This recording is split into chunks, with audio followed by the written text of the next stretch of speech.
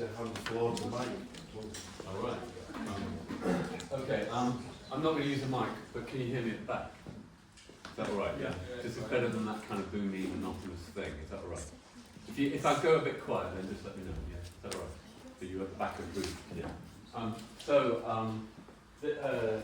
You were also guinea pigs for a new talk. Okay. So there's a high likelihood that this might be a bit shit. Okay. But you know, hey, you can handle it. I'm trying to find a way to talk about what I do in a way that doesn't send people to sleep. Okay. So I guess the key performance indicator is whether anyone sleeps in the next 50 minutes or so. If you do sleep, let me know, and then that will be useful feedback. If I catch you sleeping, I won't tease you. Don't worry. I was thinking that I guess my job is primarily about branding now, and some of you will know what branding means, and some of you won't know, and some of you might hate it, some of you might think I'm never going to do that in my life, but I'm going to try and explain what I do. And I kind of think that this is a new way to try and explain it, which I break it down into the insights that you have, the ideas that you have, and then the identities that you create. Okay, trying to make it really super simple. As I say, I'm really interested to find out whether you find any of this useful. But before I do that, I'm going to give you the obligatory origin story. It seems to be the whole every middle-aged graphic designer to give you some really boring shit about where they came from and their favourite typeface and all that kind of crap. Now I'm going to try and do that. I'm going to try and do it in a very short amount of time. Okay. So I had a woodwork teacher, and he wanted me to make things very similar to that. I was much more interested in these. These were old magazines on design that were on this bookshelf. So I'm 11. I'm meant to be making the car, but I'm actually looking at his bookshelf thinking, what are those? And for the next 7 years, I read his books on design. Okay, I was not very good at woodwork, as it happens, but I was much more interested in these magazines. And so here I am in North Derbyshire reading design magazines, aged 12. Kind of weird, okay, but there you go. That's just what I was. And any trips to London that one took from North Derbyshire always either began or ended at this place that some people in the room of a certain age will remember somewhere. Don't worry about it. It's part of the obligatory middle-aged origin story speaking thing. So there you go. I would go here, and this is like this magical place where things were designed, and I spent most of my teenage years thinking, what is design? That's interesting. Then I went to college. My mother wouldn't let me go to design college because she said that was a stupid idea. Some of you will probably share in that conversation with your parents, but here we are.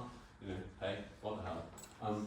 I went to a university and it had almost no books on design. In fact, it had these are 3 books, the only 3 books even related to design in the library at the time. One very famous book, actually, called Pioneers of Modern Typography by a famous English graphic designer called Herbert Spencer. A book on Milton Day, a famous book, and then a wonderful photography book called The Americans by Robert Funk. As it happens, if you only have 3 books to study for 3 years, they were never in the library because I had them up for 3 years. In case you were at college with me wondering, I never saw these books, it's because I had them.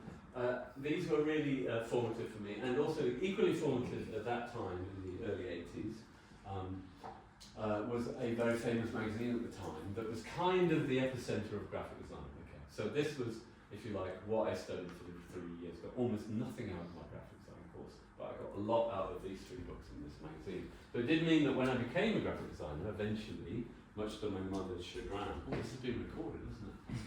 But much to the help of my mother, who said, looking at slightly squiffy items. The whole talk is going to... That's your problem, not mine. So weirdly, these are slides, okay? Some of you look in the audience and go, what the fuck are they? These are slides, they're little glass things, and you carried your work on the slide. I travelled the world with these. Thinking naively that people would put them in the projector and think, oh, that's nice, but bollocks, they just held them up. Just held them up to the light, and what's this? And so my work was somewhat confused, you might say. So you guys are already ahead of me, okay? You're at a good college with a good reputation. I went to a non-college with no reputation and then just did shit work for years, okay? So this is, as I say, origin story nearly over. So I ended up about 28 and I'd had 8 jobs in 8 years. This is not the CV that one should aim for, okay? Expectation management, trigger warning. This is not the CV you should be aiming for. 8 jobs in 8 years, 4 cities, 3 countries. fired 3 times, essentially unemployed, 28. Okay. So, having thought, I'm a tourist. Apparently Taurians are planners, okay? I'm sure the Taurians of the audience go, yes, of course we're planners. Probably no Taurians of the audience. I was thinking that about 30, maybe I should try and do my own thing. I had to do it early because I'd become unemployable. And so I started off doing what graphic designers do and started a company called Johnson Banks. And we did graphic designy things, okay? We did nice stuff. We spent a decade and a half doing stuff that other designers liked, and you feel warm and gooey inside and think, oh, that's great. I'm a graphic designer, yay. Not always completely satisfying doing, I'm completely trashing 15 years of my life here by putting it like a blip on a slide, but such is life, that's what you do when you're doing an origin story. And I knew, but after about 10 or 15 years of this, that I loved doing identity, what was once called corporate identity, with someone like this as Paul Rand. Always loved this piece of work. Always loved this piece of work by a famous American design company called Chermayeff and Guy Smart. Never heard of them, look them up. Amazing work. Not now, but then. Whoops. For the tape, the work is still great. Not actually, terrible. But then, amazing. Look at this. American bicentenary. Turning the flag into a star. Just fabulous good work.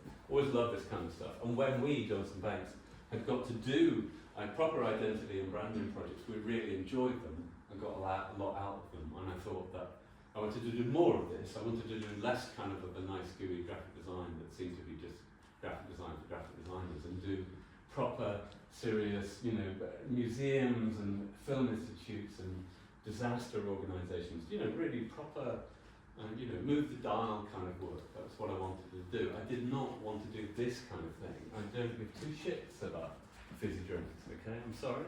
I do not care. I don't care about M&M's and whether they've got a new logo or not. I just don't give a shit. Nor do I care about burgers. Nor do I care about fintech. If actually this is what you want to do, if this is your definition of branding, then I would leave now. Okay? This is your opportunity. I wouldn't judge you. Well, I might say on the tape, loser. But this is, to a lot of people, this is their definition of branding, and maybe that's fine, someone's got to do it, but I don't want to do it. I don't really care about fizzy drinks and M&M's and whether they use a nice typeface for a burger. Really, life's too short. So, I knew by then, about 15 years ago, I kind of dabbled with this kind of shit, and I didn't want to go anywhere near it. And the other thing about branding, as some of you are maybe starting to find out, is it's a kind of really strange world. There's a lot of noise out there. There's a lot of this. Yeah? If you want to understand branding, you have to be able to draw these impenetrable diagrams with arrows and words that make no sense. The intellectual engagement of the behavioural, emotional, how the brand makes me look, the rational aspects of the behavioural logistics. It's like, what? One of my clients sent me this slide, I kept it. I've used it for years, this slide, because I said to him, what do you need? He said, oh, I need a brand. I said, what do you mean? He said, oh, I don't know, something like this. He sent me this slide. He had no idea what he wanted. He just wanted something that looked proper in a diagram. And there are a lot of these diagrams out there. Okay. And this has always kind of really troubled me, that what I think is an interesting part of the design business, and hopefully you will agree with me within 45 minutes, otherwise I'd really failed, is that this is not a way to make something interesting, is it? This endless fucking flow diagrams. This one's especially interesting. Look, the agile branding antecedents and the agile branding dimensions. What? Mumbo jumbo. I'm sorry, a bit angry this morning. I think it must be the coffee. Whoever made me the coffee. Also, it's a confusing world, my world, because there's this, on one side, there's all these smaller books on brand strategy, with a relatively discrete pile, and then there's this huge pile of books on the designing of identities. These books have very few words in them and very few pictures and lots of words. These books have no words and lots of pictures. So the two sides are a bit confusing. And then also, when you get into the business, there seems to be 2 types of person involved in branding. There seems to be these oleaginous types with lots of flow diagrams, and then there's the designer type. I guess you will fall into this broad category. Not that you want to look like him or wear those glasses, but they always have a favourite typeface, and this man always has a favourite flow chart. It's like, oh, this is weird. am I doing? So I kind of been on a bit of a mission to try and do great work for good people, i.e. not work for people I didn't want to work for, try and make a difference, and we can maybe talk about what making a difference makes, but trying to make a difference, do great work for good people, and explain what it is that I do without kind of lapsing into this nonsense that other people use. Okay, so that's kind of the setup, right? Does that make sense? Do you accept? Is the mission accepted? Yeah, probably. Okay, good. All right, what was that? So I did obligatory origin story and backup in 9 minutes. That's fair, I think. What do you think? Yeah. That's fair. Just been looking for. Okay, so the other thing that happens here is that. Sorry. That was me. Yeah, a little bit more. Might even be the lights off, and kind of lullaby sound, we'll all fall asleep. I think there's another thing that we have to be really clear about. It's beholden on me to explain that design and branding and identity projects very, very rarely start here. I think it's a conception which starts at college. No disrespect to college or the tutors in the room, whatever. But there's this thing about, oh, I know what branding is, designing a cool logo. Please will you do one, please will you do one. You know, and I understand why there is this feeling out there. Oh, I get it, sir. Yeah, great. I'm not going to read the PowerPoint because I want to design a cool logo. Get it? And you would think, from the world out there, that this is what branding was. There's usually a man in a baseball cap. Sorry, I forgot to wear mine. And this man, always a man, very rarely a woman, is explaining to you how easy logo design is and how logo design is everything. And I'm not joking. Yeah, this is just, there's eons of this shit out there. You know, and there's, showing you how to do it, and I, the master in the baseball cap, will show you how to do it. Okay. But the thing is that it very, very rarely happens that people ring you up and say, can we have a cool logo? This is about the only time it's happened when we did it for a famous housing charity. Advertising agency rings up, says, can you do a logo for shelter? I go, okay, age, shelter, home, thank you. Thank you very much, go home. But that was about the only time in 30 years, or over 30 years, that has really happened, because actually this doesn't happen. This is all bollocks. Okay. So I'm sorry if you spend all of your time on Instagram watching these men, but they're talking bollocks, okay? Because actually the branding process is very different to just sitting in your room making Instagram videos. So it almost never happens like that. So the notion that brand identity is the beginning of the story is a wrong notion. Because what happens is you have to work out what the issue is, and you need an insight into what's happening.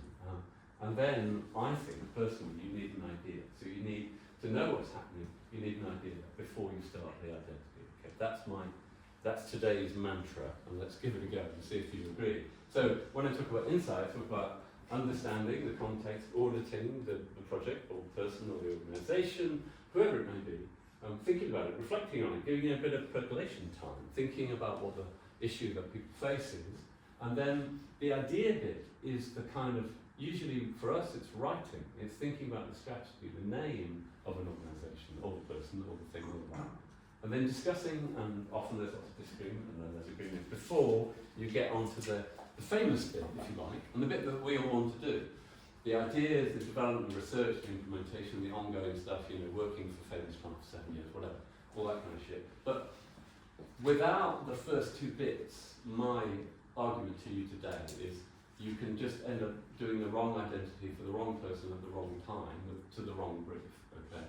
And so I'm going to try and persuade you that you should at least think about those first two steps. So I'm going to show you a few examples of what I mean by this, and try and distill it down into those 3 steps.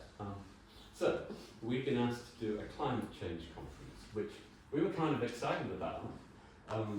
The client didn't seem that excited actually, because the client just thought that climate change conferences have logos. Yeah, back to my point about the men in baseball caps. Oh, what we need is a logo, and we had been briefed to do number 26. Now, when I look at these logos, well, first of all, they're just things. They're just stamps. They're just things that are plonked onto things. They don't strike me as brands at all. They don't have any breadth to them at all.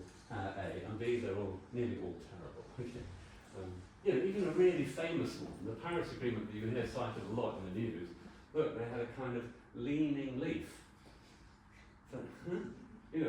best you could do. Most of it's got these dodgy looking worlds, or I quite like Copenhagen actually. I quite like Copenhagen, but it wasn't done very well. So we're thinking, oh, this is exciting, but if you like, the precedent out there, just a simple bit of desk research reveals that it was all dreadful. Everything I'd gone before was dreadful. The other bit of simple desk research that we found out was there is this, you tap Google, climate change or climate emergency into Google Images, this is what you get. This is the accepted visual language of the climate change disaster. And we're thinking, well, this isn't good. We want people, 192 countries to come to a conference, and if you're just surrounding them with doom and gloom and firestorms and stranded polar bears, that's not really a very positive way to start an argument or start a discussion even. So our kind of key insight was that we had to avoid this. We had to somehow move away from the disaster imagery. And the other thing that we felt that we needed to encapsulate what we were trying to do in a few words. And the way we did that, very early in the meetings actually, we said, look, what we think you should be doing is you should be supplying hope. You should be hopeful about what you're trying to do. Yes, there should be a sense of urgency about it, but hope with a sense of urgency should be what we're trying to do. So what was that? 1, 2, 3, 4, 5, 6 words, not bad. If you can do it in 6 words or less, that's a great little mantra actually, because then people remember it and they just go, you know, oh, I got it, I got it. You know. So then the next bit, the identity bit has to start. If you're doing a huge climate change conference, obviously that is quite a big deal, and the whole studio is kind of working on this. We're all thinking very hard about it. And one of the designers, I don't really know why he started doing this, but he started, I think he just learned a new tool in Photoshop or something. Anyway, he took those famous NASA images of the globes and started kind of warping them and melting them. And at first we thought, oh, that's a bit weird. But as he started doing this and we started thinking about it, we started thinking, actually this is quite interesting. Because if you think about it, if 192 countries are going to a conference, you don't really want any one country to have the finger pointed at it. Even if we know that China and the USA are the highest emitters on the planet. Yeah. You don't really want a big logo saying, you know, you're the highest emitter on the planet, do something about it. So this idea of a kind of world that was constantly in flux, we kind of experimented with this idea, and then we started to think about how you can animate it. And slightly amazingly, when we presented it to the team in the Cabinet Office and indeed to the government at the time, people really liked the idea because it seemed to have this sense of flux and without a sense of panic. Does that make any sense? It didn't refer back to the disaster images. It said, look, we need to talk about this, you know, and this is one of the bits of the final animation. This is just momentously hard to do, actually. It's like rubbing your hands and rubbing your head at the same time. So we also knew that if we could find ways to talk about this in a new way, it would be a really intriguing way of talking about. You know, the climate has no borders, i.e., you know, this is much bigger than just one country alone, or taking world-changing action, or you know, the world is watching. We spent a lot of the initial bit of work thinking about how to message to the delegates at the conference, yeah, to sort of say, you have arrived here, now it's beholden on you to kind of step up. People are watching you on what you decide. We talked about tipping points, because that's always a conversation, but again, without too much fear-mongering, you know, 7 or 8 people are counting on you, and then it was paused for a year because of the pandemic. And then things started to come out, and we started to see things in the media. That this is a banner in Glasgow. It was in Glasgow. This is a huge, great banner that arrived one day in the media, and we were thinking, fucking hell. Okay, we started to realise that this was actually quite a serious deal. And we had feared that they might treat it like the other COPs, what's called the COP, and just stick a little logo on things. But they really got the idea that this world, the ever-changing world, could be this kind of flexible, ever-changing, ever-rotating identity. This is Glasgow's famous armadillo with the idea projected on top of it. And then we started to get back into it and thinking about how you could use the symbol, I guess you call it a symbol. I don't often call it a symbol, I'm not sure why not. You know, you could use it to ask questions about 1.5 degrees, or you could talk about, I think they have different days dedicated to different topics. This was air travel, and then, or just general visuals. And of course you're not really meant to do this with a symbol, you're not meant to cut it up, you're not meant to squish it into an egg-ton, but it seemed that we could.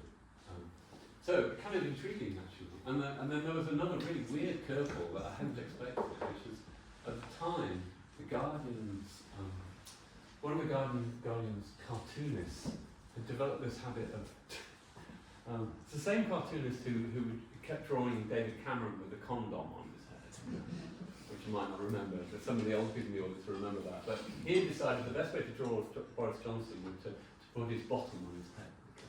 And Johnson was famously lampooned for the fact that he was on holiday when COP26 started, so he got a double symbol instead of his buttocks on his head. So you kind of know that an idea has landed with the general public, if you like, when cartoonists have taken your visual idea and started to use it in this kind of stuff. You think, aha, I think we've moved into the zeitgeist here. And then when you started to see things like this, either as backdrops or on masks and what have you, you start to realise, okay, well, maybe we really kind of started to shift the dial there. So that's one example. And I'm going to show you 4 or 5 examples of this kind of process, yeah, and then we can just talk about what it means and whether it works or what have you. We were approached by the Royal Academy of Music, who were kind of having trouble standing out, if you like, been around for nearly 200 years at the time, and they kind of looked ancient, yeah. They couldn't quite decide which crest to use. They had this old Art Deco thing, they had this kind of red monster and some really unscented yet scented type harmony. And then this other weird thing is that there's another famous conservatoire in London, the Royal College of Music. People get them confused all the time. And as we go with it, so that insight bit I was talking about, that kind of discover where a client is, what is their role, what do they think, what do they say, what do they look like, so it's part of an audit, we might say. We discovered that every single conservatoire in the world has the same photographer. We all use the same pictures. You can shuffle up the logos and everyone would look the same. So it's like, that's weird, And they all said, we're a top 20 world conservatoire. Every single one of them said exactly the same thing about themselves. So the kind of insight was that you're just not differentiating yourself. You may be top 3 in the world, which they are, but one of the other top 3 is the Royal College of Music.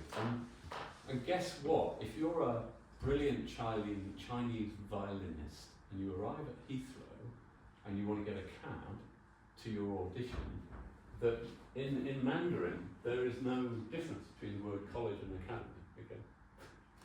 So regularly, violinists or cellists or whatever, or oboe players would arrive at one of them and they've gone to the wrong one because you can't differentiate it. And the caddies were equally confused. Oh, if you want to go to the College of Music or the Academy, so it's like, the whole thing's really, really confusing. So we said that we think you've got to do something about this, okay? And they went, okay, we agree. And then we set about trying to find some words that they could rally around. One of my best writers actually wrote this line, which I thought was really clever, where he called it the Royal Academy of Music's future. So just by adding the S on the end of that and putting future on there, he's sort of taken the kind of an old fuddy-duddy kind of name and made it active in the words. And then we wrote some more words. Music must always move forwards. There has to be a place to connect, collaborate, and create. A risk-taking conservatoire with the traditions has to be the talent of the future. So if you spend the whole life talking about conserving, as in conservatoire, this is quite new to talk about creating a music that will move the world tomorrow. So, interesting insight that they need to stick out some words that seem to make sense. Then our next task was how to turn that into identity. And what we did actually for a while was avoid this, because it's sort of the cliche of music colleges, we'll use a stave or a treble clef or what have you. There's countless kind of music studios and what have you that use all this kind of shit. But as it happened, the further we looked at this, we started to think that actually this could be quite an interesting shorthand, because this is a crescendo for the musicians in the audience. And crescendo is interesting because it always moves to the right and it always gets larger, which is kind of interesting if you've written some words about music of the future and always looking forward. So we're thinking, well maybe that would be something that we could use, and we started to really simplify the way they wrote their name, and sort of started to treat the crescendo mark as a kind of, a bit like an underline or an underscore at the bottom of the typography. And so we could do this, and then cleverly we could sort of, I'm sorry I say cleverly, that sounds a bit wanky, but you know what I mean. We realised that we could sort of give them two logos when they were talking about the academy, or when they were talking to potential donors, which is a very big deal now in higher education. We need your money.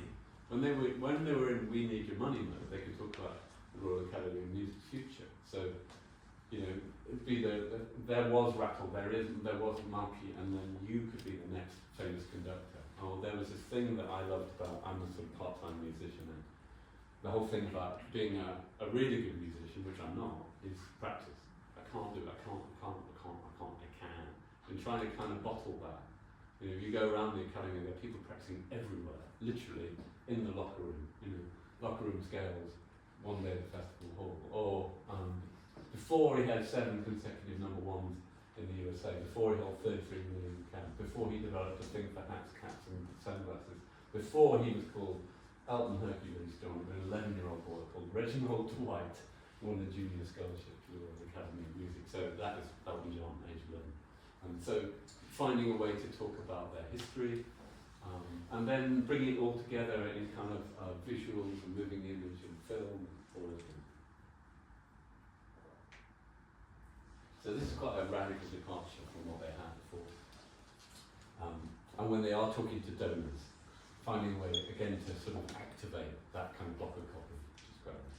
And then this is a little snippet of a film that we made for them, and this is the intro to a film, and this is about how musicians fuck up before they get things right, kind of. That's the way I pitched it, and amazingly they agreed. So the Royal Academy of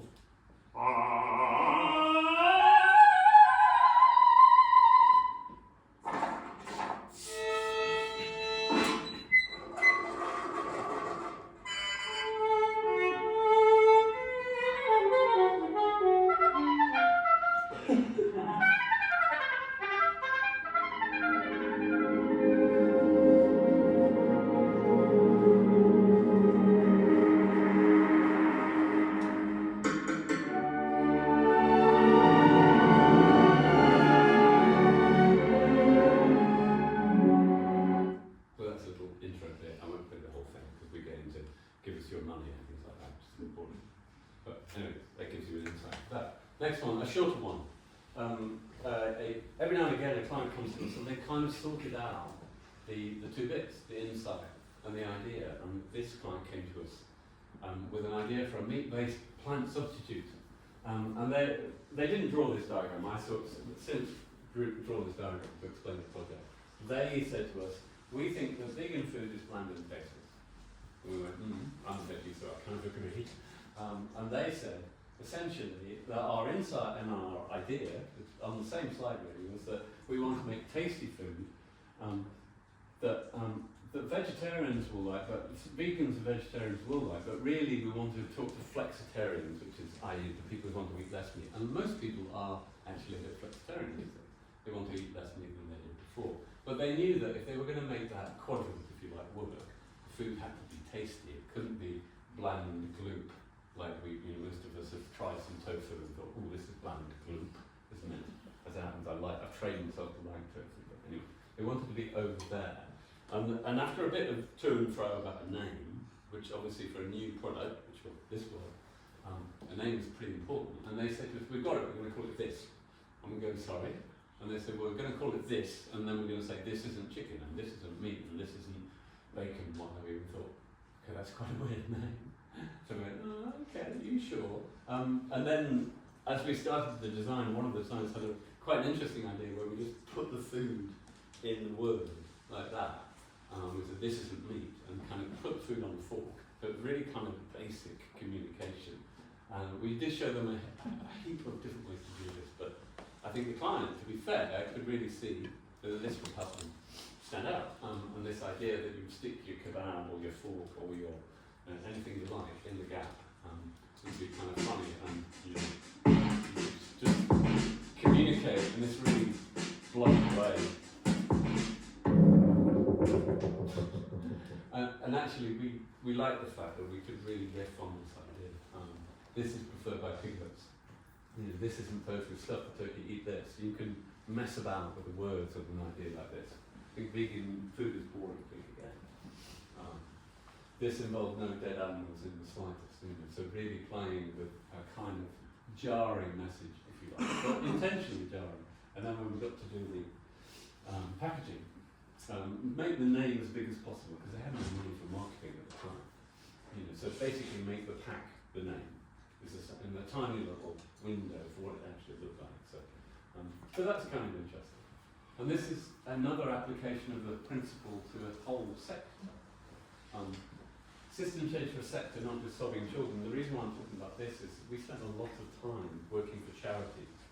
And eventually, the insight that I had after about a decade of working for lots of charities was that I'd have these internal conversations with fundraisers about which picture of which dying child should be put on the leaflet. And I'm thinking, God, this is such a circular conversation. And I kept having the same conversation at the next charity that we worked with. And I was thinking at the time that I really want to move on from this, because we just seem to be never really moving the conversation on. And so I really started to look for clients who wanted to talk about the causes, not just the symptoms, yeah? What in the jargon we call system change. So our earliest chance of doing this was an organisation in New York called Acumen, led by this amazing lady called Jacqueline Novogratz, who's actually married to the man who runs TED, and does amazing TED Talks. And if you're interested in this area, look them up. She's done 4, I think. As you would if you were married to the man who ran. You know, I dropped so many hints, but thus far they still haven't asked me. I'm obviously doing something wrong. Too much swearing in my and what they were doing is they were looking at things a different way. So they would look for companies who had interesting ideas and then support the idea. So this is Mumbai, I think, a traffic jam in Mumbai. If you got run over in that traffic jam, the odds of you making it to hospital alive was something like 1 in 10. Yeah, because traffic's so bad. And so a private ambulance company started that would charge a relatively small amount, but would get you to hospital, and they thought that was a good idea. There's a whole thing about solar power, especially in Africa, that they were supporting, and we really liked what they were doing. And so this idea about, and they were also a really interesting org, because they were prepared to talk. They talked a lot about what they did, and they used these kind of beautiful words that I love. You know, the humility to see the world that it is, the audacity to imagine the world as it could be. And all of these words, we put together a little manifesto, and then we started to put words into their brand. That was an interesting thing. So this is well over a decade old, this idea, but it seems to set them up in a really interesting way, completely different to the rest of the sector.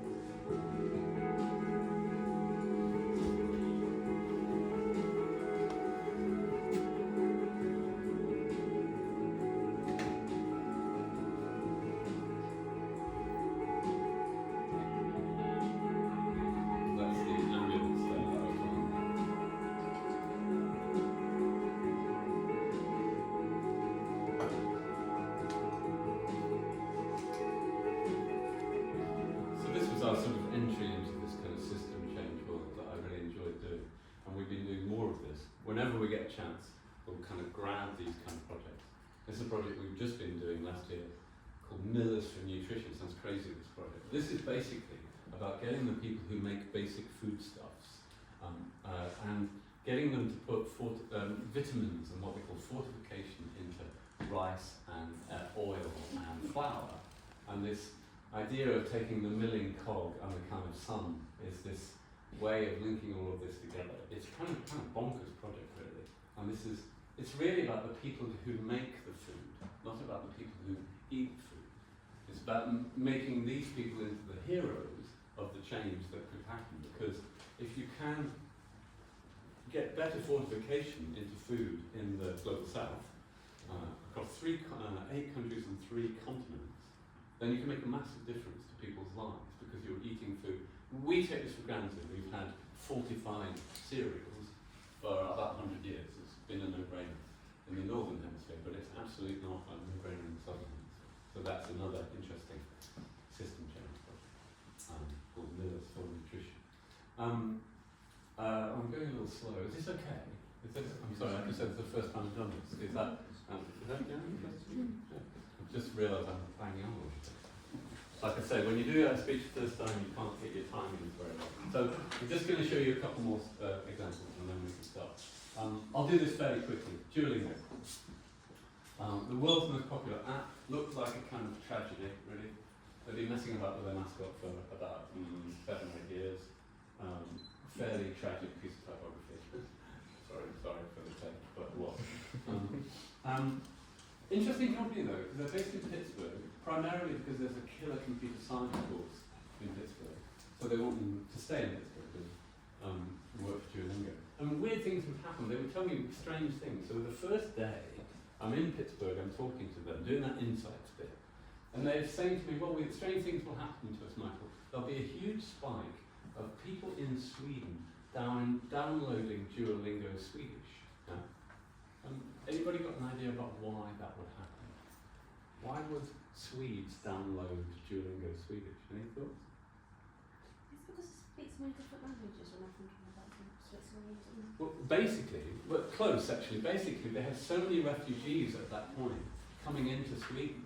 They had all the refugees, especially from Syria, all these refugees immediately needed to learn Swedish. And Duolingo is what they call a freemium. You can do 98% of people, certainly at the time, did Duolingo for free, get a little ad at the end. And I realised that, I thought they were just a language company, but I realised that they were much more than that, and they would tell me stories like that. And you sort of think, wow, it's like a social impact organisation. Really. And I realised, as we talked to them, that all of the people at Duolingo were really driven by this idea that, yes, it was a product that would help some housewives live in Spain for their Spanish holiday, fair enough, but actually this is the kind of stuff that really drove them. And on the end of our first day there, I wrote in my notebook this phrase, everyone can Duolingo, and this idea that Duolingo was an open access product for anyone who wanted to, and it's still true that you can do any language you like for free. So, which is kind of very cool thing, really. And so we wrote more words around this. What is Duolingo? The taxi driver in Brazil who got a dream job abroad. The Brooklyn girl learning Mandarin so she could speak to her grandma. The businessman just wants to say croissant properly in Paris. Duolingo makes all of this happen every day. How? We think learning a language should be nothing but fear and should be fun. We combine technology with the power of play. Because Duolingo is free, it really is open to everyone. So this idea about everyone gets kind of hard-coded into their words. Then the task was what to do with the brand, and you might not have tracked this, but there was a point at which quite a lot of significant brands blandified their logos. You know? So they went from logos that, you may not like what they had before, but they had a bit more character to them. And then, sort of overnight, following on from the Airbnb, I think, they all went super bland and super sans serif. And the design team at Duolingo, which was huge, twice as big as Johnson Banks actually, their design team, they were really lobbying hard to do something like this, put bland piece of type next to bird, that's Duo, the owl, in case you know. And we were thinking, well, that's really a bit dull, especially if everyone else, basically you make yourself look like everyone else. We said, are you sure you want to do that? And so we started the process where we were thinking, well, how could we do something a bit more original, a bit more unique, really? And we're looking at bits of the mascot and thinking, maybe there's ways that we can reflect that in what we do. And one morning I was walking across Clapham Common, which is where I live, thinking, I was a really strange thought, we could build a typeface out of bits of the mascot, which struck me as a bit weird, but this is an early experiment. We showed this to them and they were like all over this idea, because it's kind of weird and fun. Yes, that's a very weird looking thing. This is the first go at it, and we spent, it felt like months drawing G's instead. Early on, I said, this is going to be a long conversation about a G. And they said, you're kidding me. I said, no, we're going to talk about that G for months, and we did. And eventually turned that into a typeface, and eventually, after a long battle, got this really kind of sweet, what they call spectacle G, because it looked like spectacles on its side, with a little flick. And so what that meant was they could write Duolingo, in an interesting way, put it next to the mascot, and it looked like they belonged together because they share the same visual language. And then the fun bit, really, working with their design team on this series of characters, trying to get that access to everyone idea through thinking about the interface, how it worked, how it animated, getting people to stay in Pittsburgh, not go to the coast. So they would stay in Pittsburgh, work for Duolingo, and be paid what they could earn on the coast, which in Pittsburgh is, you get 200 grand in Pittsburgh, that's a lot of money. You can buy a whole block of houses, not just a bedsit. So these people, these 24-year-old programmers living in mansions in Pittsburgh, it's crazy. Kind of interesting. And this is us thinking about, and then we would hand it over to other teams, and they, one agency did a campaign on the London Underground. Wideman Kennedy did a lot of people at Duolingo on the loo, they learned. They don't want to lose their streaks, so they do it on the loo. Some of these are really fun. Because Duolingo, or some of you will know, is famous for asking these really strange questions. I don't want to share this piece of cake with you. My pillow does not speak. I have a party for 24. This kind of shit that you get to do. My wife's been doing Duolingo Spanish for years. And some of the things that we say, is this a pigeon? Excuse me, I am an apple. And it's kind of famous and stuff. And they kind of relaunched it in London, which was nice. And Chief Executive Duolingo tattooed onto his arm, which I see as a key KPI, a key performance indicator that I think I'm going to demand from every Chief Executive going forward. So if you like the logo, please tattoo it. Okay, last two examples. Cambridge. Rang us up because we've done a few things in education and said, look, we've been around for 800 years, but we haven't got any money. And my first reaction was, you're kidding me. Everybody knows you're as rich as blazers. And they said, well, actually, we can just about afford to teach our undergrads, even though it costs us 18 grand, not 9 grand. But what we really need is some cash to do more research. We want to kind of keep up with the Americans predominantly. Because they said that if you wanted to do a PhD at Cambridge, you get 18 grand to do a PhD at Cambridge, okay? But if you did the same PhD at Stanford, you get 60 grand. Yeah, so they're really kind of struggling to keep the talent in the UK. And so we go, okay, fair enough, well, we'll help. It took me a while to be persuaded. And we had a little look, so the insight stage. How are other people doing this? How are other universities saying to the world, we need your help? Well, especially in North America, it's just full of bluff and bluster. Imagine, this is what universities say, that what starts here starts with you. Hear what you have to say in a North American accent. Boundless innovation, we will. I'm not making this up, it's all words. Bluff and bluster kind of abound. Amazing, actually. It's all like it. So we were thinking, well, gosh, we can't do anything like that. Then they would do other things like difference and impact and just awful, awful stuff. And we said to them, you don't want to do this, do you? No, okay. But then the tricky bit comes is you've got to think of a different way to do it that isn't like that. And in my case, as you can probably tell by now, it often hinges around words. So I'm writing down 800 years of impact, because 8th century. And that have genuinely made a huge impact on the world. But if you go Cambridge, making an impact on the world, everyone will go, oh, fuck off. It's just not, doesn't feel right. So I'm thinking, well, they've done these things for the world, and this is kind of literally what I wrote on my desk, on my sketchbook. And then the next thing I wrote, which is kind of interesting, the next thing I wrote was Dear World, it was Cambridge. So this idea that they would write a letter to the world, all of a sudden that seemed to take the arrogance out of it, if you like, and just make it a bit softer, which we thought was interesting.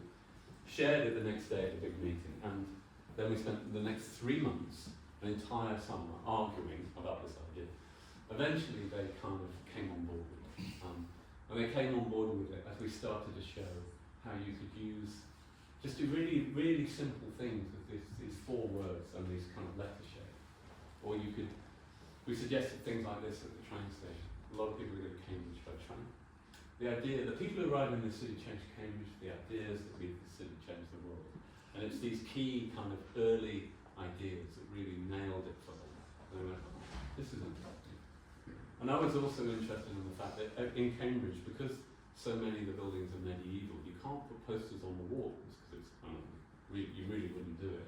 So there are these black railings in it everywhere. So we started imagining what would happen if the alumni of the time, what would their posters look like within the context of the campaign? You know, dear Shakespeare, stick out that you have time, yours Marlowe, the West King. So humans, CC apes, I've been thinking about these finches, yours Darwin, famously did a big project, kind of studying finches inspired evolution, or the theory of evolution. What goes up must come down, Isaac Newton, theory of gravity. So we're just taking all this amazing stuff and turning it into these posters, and we were meant to do 10 of these, and then we did 92.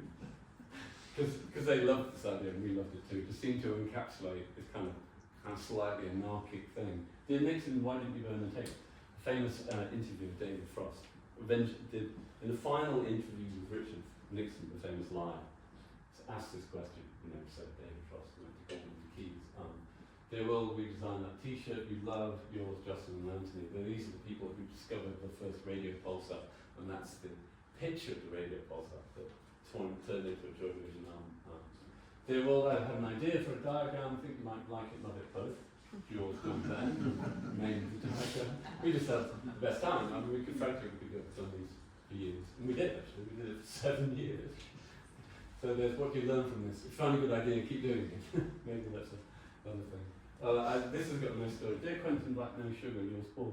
These guys invented the webcam, not because they thought it would be useful, because they wanted to keep an eye on the coffee on a different floor. So they invent the webcam to see if there's enough coffee.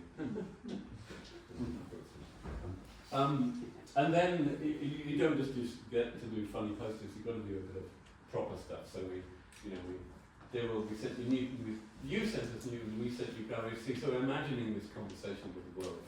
It's basically a nuts idea, how we launched it in King's College. We did firewriting, never done firewriting before.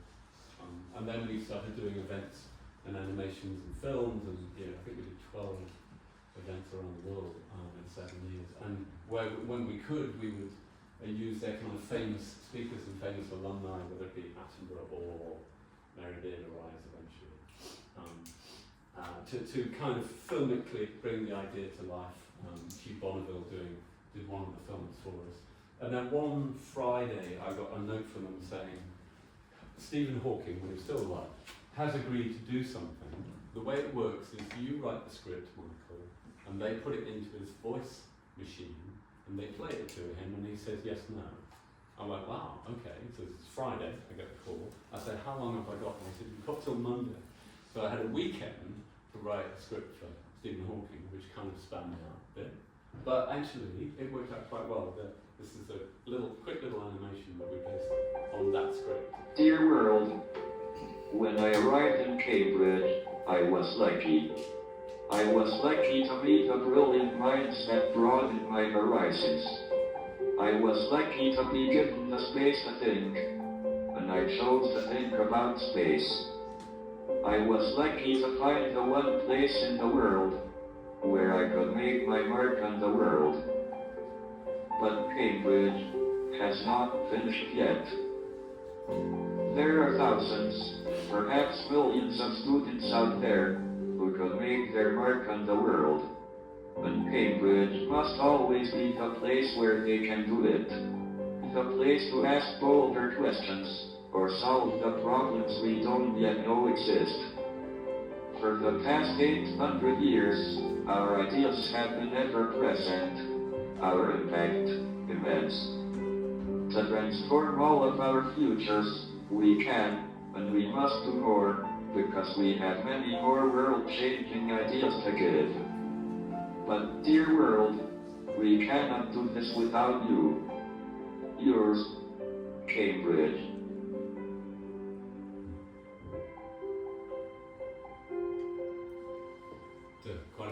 Quite a heavy kind of project, really. Kind of sad. Let's play that now. Anyway, last one. John Romain. Some of you might know it. It's not that far away, actually. If you have never been, you must go. So we were approached by them. They're kind of icon of UK science, set up just after the war by this man, Bernard Lovell, who had a thing about tracking meteorites, in case you're interested. case you didn't know. And he would track meteorites with this crazy looking thing here. It took him about a decade to persuade the British government to give them the money to build this. And at the time, this was the largest radio telescope in the world. Kind of incredible thing.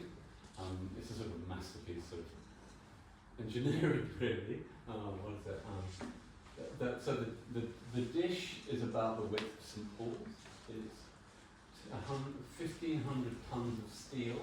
They were a bit short of cash, so they nicked bits of it off broken up battleships, so just post-war. It's a crazy sort of story. And just so that's for scale. You know, that's a little hut. It's absolutely huge, this thing. And on this, it played a kind of really important role in what they call the space race. The late 50s, early 60s, the Russians and the Americans spent all their money on satellites and rockets, but not on how to keep track of their satellites and rockets. So this is a famous a satellite called Sputnik that completely span out the USA. And the Jodrell Bank radio telescope could track it.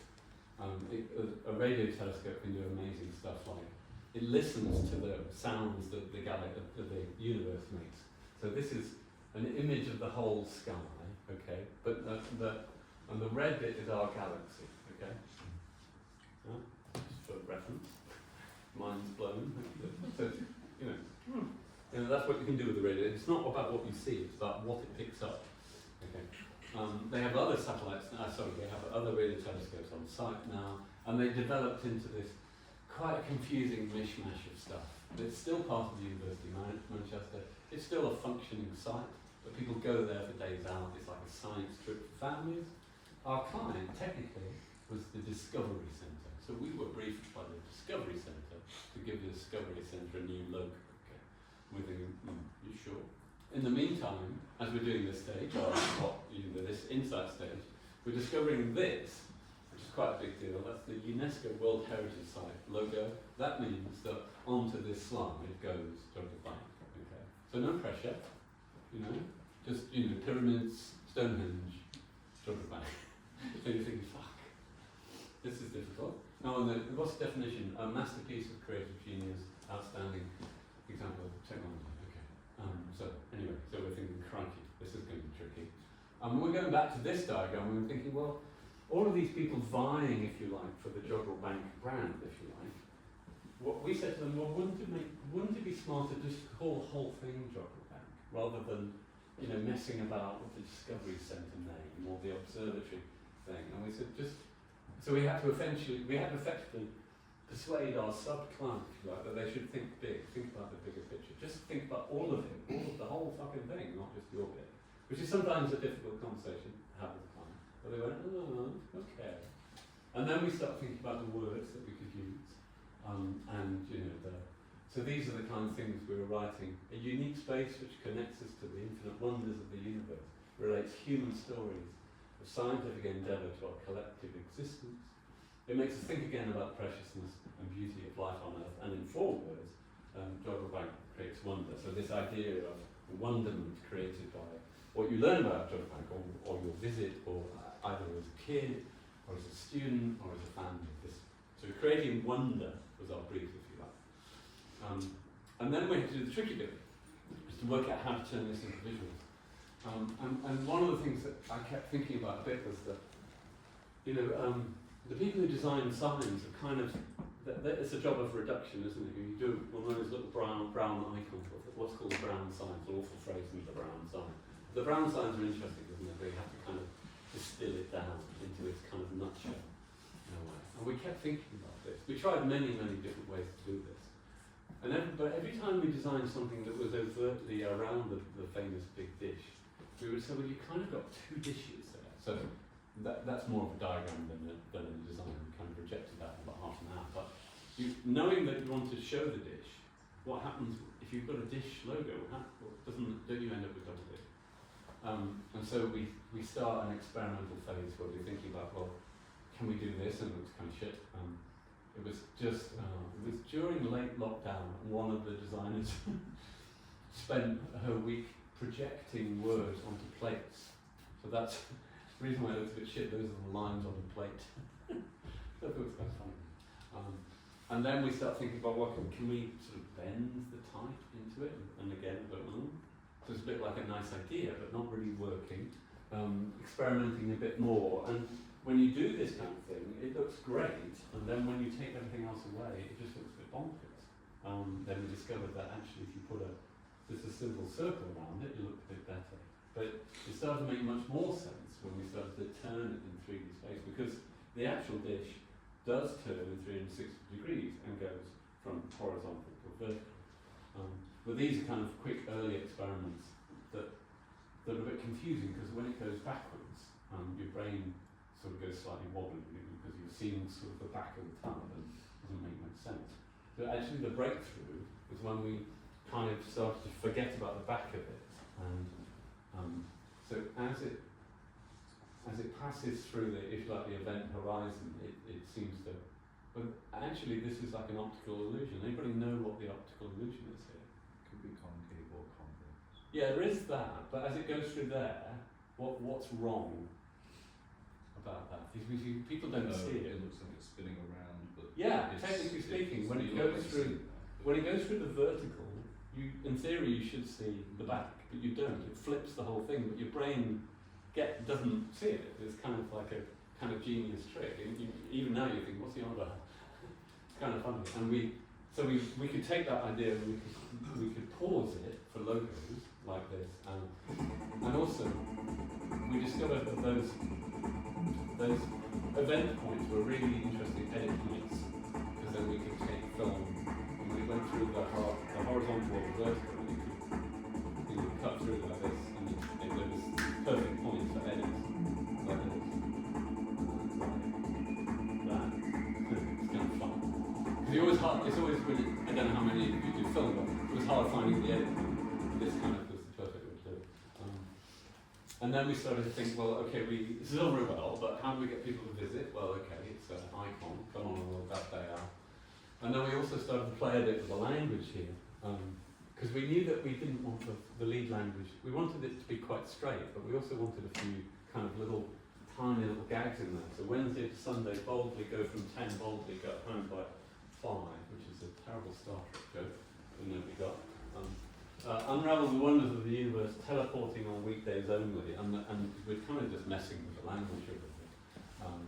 Welcome to our world, open to the pre-book tickets only, times may vary in parallel universes. So we're just messing with what they call the mandatory copy. Sandwich and Final Frontier, only £4. And anyway, we thought it was funny. God, you guys. Got a humour. He was on the food this morning, wasn't he? Yes, yeah. Yeah, do you think it's Monday morning? Monday morning, I think. You call that Friday? Friday, yeah. Hilarious. And then we started to, and the designer said, you can't do this, Michael, we can't lose the kids down back home. I said, no, believe me, they'll think it's funny. So their team thought this is hilarious, this is going on an Easter visit and then going back, so you could, it's kind of a repeat visit ad, that's all it is really. And you lose the kids down black hole. So I thought it was fun. World Heritage Wonder, 230,000 times bigger than your phone or favourite or lightsaber. And then we developed these stickers, that kind of typographic stickers that they were stuck and then in time we just plonk over things. Thinking about black holes. So we developed this kind of visual language. So those of you who are starting to look at branding and thinking about branding systems, this is a pretty good example of a very broad branding system where you've got a logo itself which is, we think, pretty good and but can also turn, but then you have the system that goes into typography, the colours, the layout, you can use the kind of ellipses, there's lots of things that you can do with it. And this is just a short little bit of film that kind of brings it all together.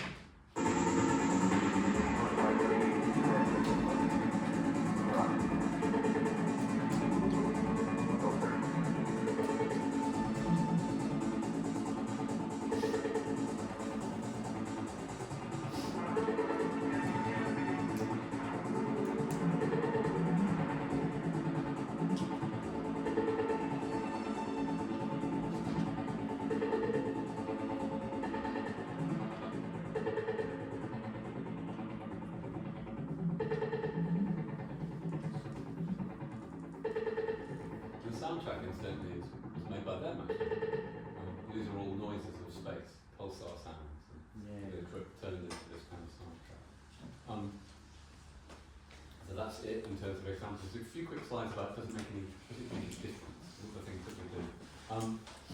It depends how you define difference, really. I think that what we managed to do since we did COP26, we've done a series of climate and environmental projects, and because we were able to do COP26 in a different way, we've been able to say to other clients, there's a couple of other projects, that it doesn't have to be doom and gloom. This is an innovation hub, this is a global alliance about trying to work better for the planet. So we're kind of changing the way that you talk. So the impact we're making there is more on the kind of visual and verbal language. In terms of numbers, some of the numbers are pretty interesting. Towards the end of COP26, there was a stat about 50% of the UK population was tracking the climate change conference, which is extraordinary statistic if you think about it. Other things we rebranded Teach First, 30% more applications to be a teacher. Royal Academy of Music, well, they now fundraise in a month what they used to fundraise in a year. So they're 12 times as effective. What's that, 1200%? That's pretty significant. Actually, 800, I didn't talk about this today, but now turnover is triple what it was. The DC, now they can raise, they're raising money to some 300%. Duolingo was like a massive success, relaunched in 2019, went like that. American Stock Exchange launched at 6 billion. Now if you have Duolingo shares, they're worth 17 billion. So that's a significant amount of money. Military nutrition, the idea of this is not to make money, the idea of this is to reach people, and the aim, if we do it well, is it will fortify the food of 1 billion people. So that's quite a big number. And our work for Cambridge raised nearly $3 billion. So those are different types of impact, but if you're looking for impact numbers, those are the kind of things. That's why I was talking earlier on about not wanting to do fizzy drinks and trainers. I kind of want to do things that kind of shift the dial and do something different. And this is just a little memory jog of this idea about the inside the idea and the identity. And that's it. Thank you for being a guinea pig.